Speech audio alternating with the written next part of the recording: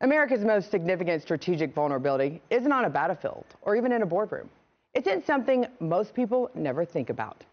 The 17 rare earth elements that power our phones, our vehicles, our medical devices, and our national defense systems.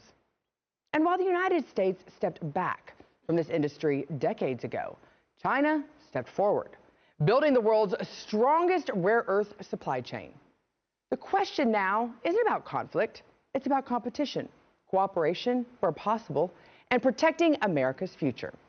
And one administration looked at this economic reality and said, we must re-engage. I'm Scottie Nell Hughes, and this is Perspective, Elemental Power, America's Rare Earth Awakening.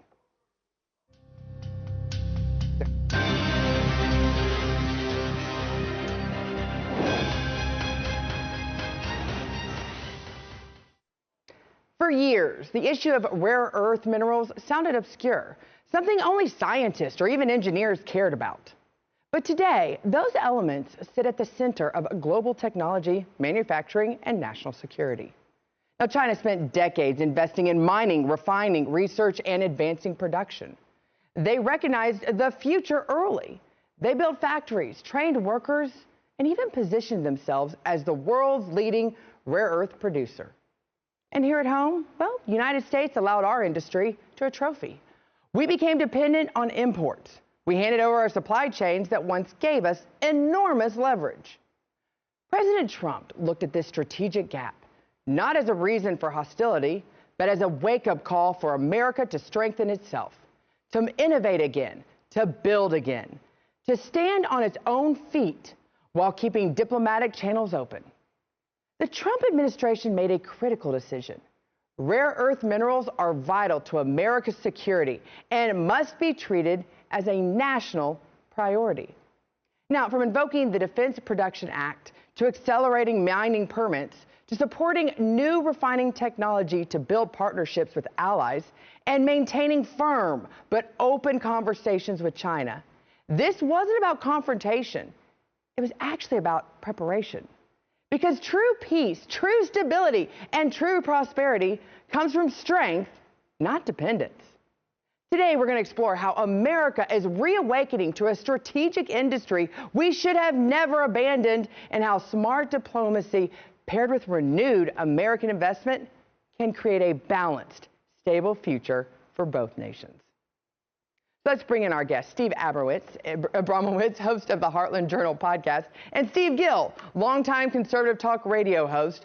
Join us today to talk about this very, very important issue. And Steve actually worked with the trade, with the former White House administrations, with the trade industry, talking about these very issues in regards to technology and advancements in America. Thanks for joining me, gentlemen. Thank you. My pleasure. Happy holidays. Happy holidays. Steve, well, now I actually have to go which one. Steve Gill, what long-term economic decisions allowed China, you think, to become the global leader in rare earth mining and processing? Well, as you pointed out at the outset, it's not just the rare earth minerals themselves. It is the refining and the processing. China has rare earth minerals. We have rare earth minerals. They're in eastern Ukraine. They're in Africa. The challenge for the United States is we have fallen way behind China in the refining and processing of these minerals to be able to use them. It's a little bit like drill, baby, drill. We have abundant natural gas and oil resources, but we're not building new refineries that are cleaner, more effective, and environmentally friendly. We've got to do the same in the drill, baby, drill regimen, and refine, baby, refine, the same way we need to move in the rare earth minerals and find the processing, the use of these minerals in a way that we can put them into a manufacturing process. We're ham-hocked by our own regulatory, bureaucratic, licensing, and other requirements. So Lee Zeldin and the Environmental Protection Agency are going to have to take the lead. But at best, we're 2 years behind China. If we expedite, we may begin to catch up, at least have some refining capacity in another year or so. But like you said, this has been going on for decades now. Steve Abramowicz, how did U.S. policymakers, and I have to say, it's on both sides of the aisle, actually allow America to fall behind in an industry that once actually gave us a significant advantage? The United States is known for years that our economy runs on materials that it doesn't control. The Green New Deal was basically the new green smokescreen. The rare earth metals that power the F-35 fighter jets, electric vehicles, and iPhones. That changed this year. Rare earth metals they're not very rare, believe it or not, in the Earth's crust, but it is difficult and costly to extract them with energy prices so high, labor costs so high, and of course, geopolitics that wants to dominate. So we're scrambling, but just this month, and this is very timely discussion, Scotty, on December 1st, the U.S. Department of Energy's Office of Critical Minerals and Energy Innovation announced a notice of funding opportunity for up to $134 million to enhance domestic supply chains for rare earths for the first time. U.S. Energy Secretary Chris Wright said it's called the American Rare Earth Demonstration Facility Program, designed to demonstrate full-scale integration, rare earth extraction, and separation facilities here in the United States. But out of the $30 billion global market, that's not very much money, but up from projections around 400 million by 2032. So by the time the next iPhone upgrade comes along, I guess. So, we're seeing Trump scrambling to diversify supply globally. The U.S. has stepped up its search for rare earths after China threatened to withhold the materials earlier this year. We had to do it. Well, and that's my question for you, Steve Abramowicz. Do you feel like this was a part of these recent Chinese negotiations? Do you think this was a part of that conversation that helped President Trump get to some form of a deal with China? I think it is, but it's better than that. It's diversification. So, China decided that they wanted to put new export restrictions that hit the Western manufacturing over EV motors and data centers just when it was hitting its peak. So we got Australia a deal and some smaller Pentagon contracts with mining companies starting to look around. And like Brazil, who has the world's second largest proven reserves of rare earths after China. So if China doesn't want to play nice, we can look around the world for other places, including right here at home. We're just starting from way behind. No, absolutely. But this is interesting in a shift in a priority from this administration from the past, which is funny because Steve Gill, I think we felt like after COVID that we definitely knew that China had all of the chips when none of us could get updated technology and so many things from our washing machines all the way to our cell phones. President Trump, though, took this rare earth minerals as a national security priority. How did that shift the conversation towards strengthening U.S. capabilities, do you feel like? Well, as Steve pointed out, there are these rare earth minerals all over the place. It is the processing, and we're way behind that. And I do think that we're over a barrel with China right now because they know we can't process what they can process now. So for at least a period of time, we have to cooperate with them. They have a lot of leverage over us. And it's really not much different. You asked earlier, why did we find ourselves in this situation? It was cheaper to buy these things from third world countries like we do our textiles, like we do our pharmacy products. We went cheap and have fallen behind the independence that we need to be able to produce these things in our own countries. And it took a wake-up call from President Trump for us to begin to realize how we are at risk in our national security and our international economic competition when we are not energy independent, when we're not manufacturing independent. And frankly, we've seen Russia do the same thing during the sanctions and the recent conflict. They no longer need as much outside because they decided to turn inside. China has done the same thing. Other countries are learning they want to be independent because then they're not having to answer to other countries in the way that we're having to answer to China right now when it comes to these rare earth minerals. And it's interesting, Steve Abramowicz, because did you see where the Trump administration, they used tools like the Defense Production Act to actually jumpstart domestic mining and refining? Was this a good thing? I know the environmentalists probably didn't like it. Well, no, the environmentalists never like anything as long as it takes breathing and carbon dioxide coming out of our mouths. He has done something that he said he would do in his book, The Art of the Deal. He basically said, okay, China, if you're going to pretend to be a monopoly and act like you're the only rare earth owner on Earth, we will go and shop elsewhere. So he got a deal with Australia. He got a deal with Malaysia, Thailand. The list goes on.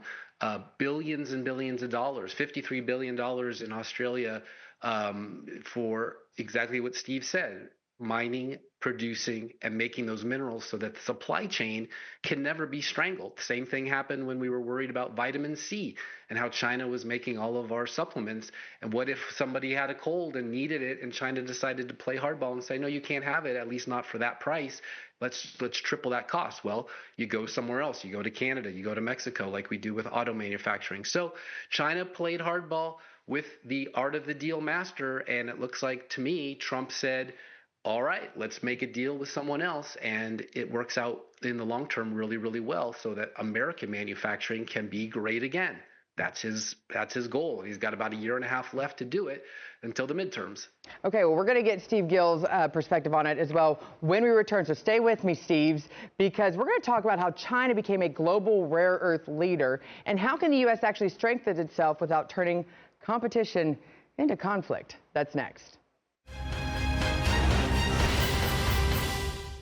Welcome back. We're taking a closer look at the rare earth market, how China built world-class capability, how America lost its own, and how the Trump administration began rebuilding our strategic position with a mix of diplomacy, policy, and economic renewal. I want to bring back in our guest and break it down with the core questions shaping this issue. Steve Abramowicz, host of the Heartland Journal Podcast, and Steve Gill, longtime conservative talk radio host. Thank you for joining me, gentlemen. Thank you. Thank you. Before the break, Steve Gill, I said we were going to get your take and how you viewed it, but I also want to talk about the partnerships, the new partnerships that Steve Abramowicz was referencing, talking about our new allies such as Australia and Japan. And they're helping to diversify this global supply chains and reduce over-reliance on any single country. How do you see it? Well, President Trump's new strategic plan, national security strategic plan, really says what he's been saying for a while and what most of us have recognized for quite some while, that our real adversary in the world in terms of diplomacy and military and economic adversary is China.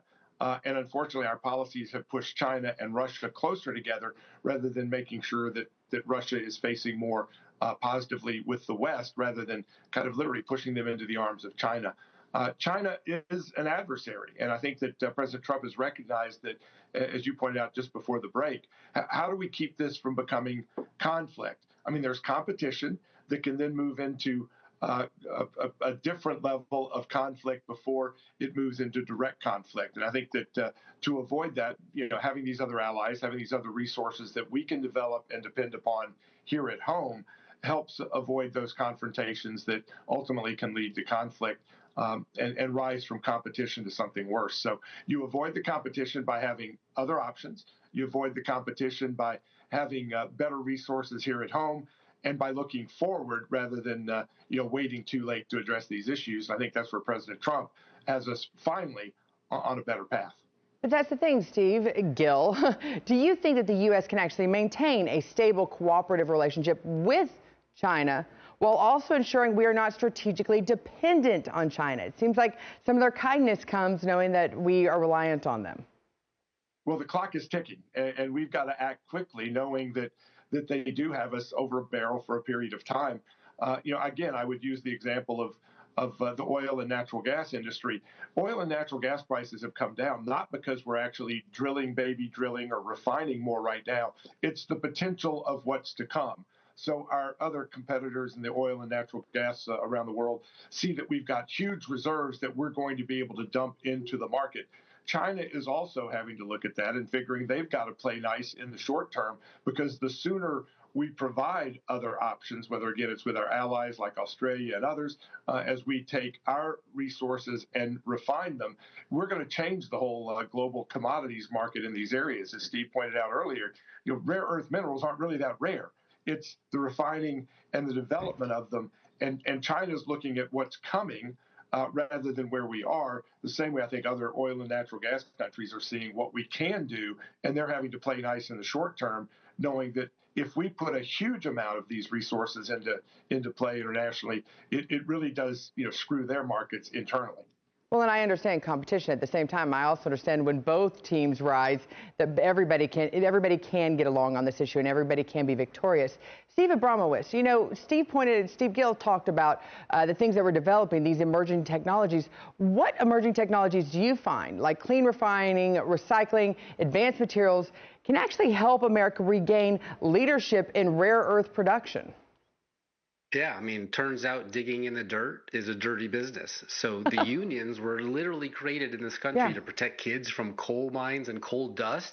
So mining is the opposite of environmentally friendly. What we're really seeing is, in my opinion, is Trump doing the exact opposite of the Carter foreign trade negotiations when it came to oil.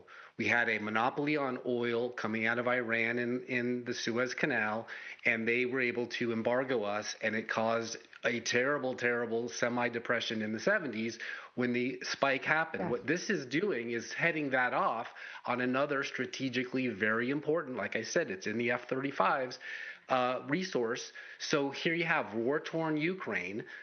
Trump and Ukraine's Zelensky signed an investment deal in April giving U.S. rights to Ukraine's rare earth minerals. Okay, that's a heck of a lot better than guns and the Khobar towers, right? So what we're literally seeing is, again, businessman Trump, not a Carter, Obama, Clinton, weak on foreign policy and economics team, actually getting business done that will prepare us for the long, long term, because if these data centers are the new Ford manufacturing of the future, we're going to need those rare earth metals, including copper, which I call a precious metal, which is precious versus, like we just said, rare earths aren't that rare. And all of a sudden, we're friends with Argentina. After World War II, we were their biggest competitor for food to Europe, and we won and put Argentina into the back seat for a long, long time. But now we got a framework just in November for rare earths from Argentina, which means that's one less market China dominates. You know, I hear what you're saying, Steve Abramowicz, and I understand that you talk about the importance of this being from a diplomatic standpoint. Steve Gill, how do you balance that diplomatic engagement, economic competition, national security, to create a more stable, resilient future for all nations that are involved, but specifically China and the United States with it? When you have are we competing to gain business from other countries at this stage? Well, again, the pot can get bigger. The pie can get bigger, and as it grows, then you're not necessarily having to deal with a zero-sum game. But for that pie to get bigger, for there to be plenty of growth, plenty of opportunity, you have to still be self-sustaining. You have to have enough independence at home to be able to compete effectively. And the other aspect of this whole debate is energy. We can't fully develop AI without the energy to power it. We can't develop these new refining processes of oil and natural gas or natural resources and these rare earth minerals without the power to make it happen. And as you know, we've talked a few times during this segment, you know, the environmentalists that want to block anything and everything still want us to depend on the highest cost, least effective forms of energy. We cannot do that and fully develop the AI capacity, the refining capacity for these elements that we're seeing China and other countries do. So we're going to have to, you know, put on our big boy shorts and go out there and man up and play to win in all of these areas, and not let, again, those that are trying to tear us down internally as well as externally keep us from developing the energy resources, the refining capacity, and the ability to compete on a global scale simply because they have an agenda here that's not operating in these other countries. Well, it's interesting because I think, Steve Abramowicz, you actually brought up the idea of the coal mines and the environmental issues that have happened in the past. And obviously, we still see those pictures in West Virginia. We still see, obviously, the health impact that it had on the region. Do you think that this sector is going to potentially be able to be a place that President Trump can look to for job creations, which is a huge part of his agenda that he's trying to do right now, but create new jobs or at least expand? And are they going to be jobs that Americans will do and want to have? I believe they will be, because where else are you going to get the real estate? God's not making any more of that. It's right under your feet. I spent some time in Australia, and I remember very clearly in the 90s, they were willing to sell the ground right under their feet for mineral resources. So, you talk about the geopolitical situation here. The opposite of war basically is commerce. I mean, look at everything from the Silk Road to today's modern version of technology, infrastructure of Taiwan and semiconductors. If we're going to work with Japan, our former enemy in World War II, Trump just announced a trade deal framework with them. And Kazakhstan, here's a great example, $1.2 billion. That is creating jobs, giving them work to do other than turn bullets on their neighbors and invade. That is the goal of, I guess, the history of human nature is if we're working, we're not fighting. And if we're not fighting and we're making a living and making a profit, we can have families, we can have peace in our time, we can have all the wonderful things that this world was given to us for. So the hope is, and I think Trump's right, if we can make strategic business deals with our former enemies and our friends of this day, Israel and France and the UK, we're not fighting. We are doing what we're supposed to be doing, which is making it a better place to live for our futures and our families. I just look at him and I see a businessman. This is the first businessman we've really had in our lifetimes. You got to go back to Hoover for the last one that I can think of, and he's winning. It's only been like 11 months in office, and he's winning. And I think he sees, unlike other presidents in the past that have seen war to be the only way to create economic stimulation for an economy, he actually says, let's actually stimulate the economy with business. Novel concept. Who would have thought? We would think that. Well, I want to thank you both for joining me today, Steve Gill and Steve Abramowicz. Thank you so much. Merry Christmas. Rare earth minerals have become the building blocks of modern life, fueling everything from smartphones to satellites to America's most advanced military systems.